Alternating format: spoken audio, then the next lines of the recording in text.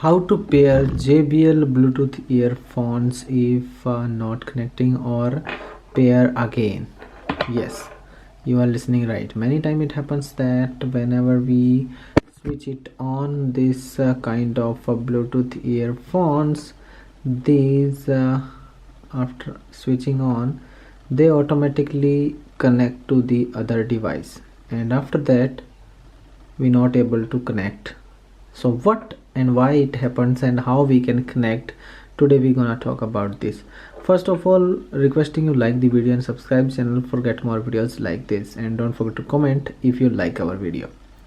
First of all, when we purchase these type of devices, we connect these type of devices with any other device like laptop, computer, car music system, or on your mobile phone or anywhere. And after that, you when switch it on, it automatically connects to that device. As you can check out in my scenario, my device is connected to this one, and you can check out. So if it's already connected, we not able to connect, and we won't able to connect this in future too. So what we can do, first of all, if you want to connect this without any hassle, you can switch off that Bluetooth on that device on which already your Bluetooth earphone is connected. And if you are not able to do so, what you have to do, you have to just switch it off,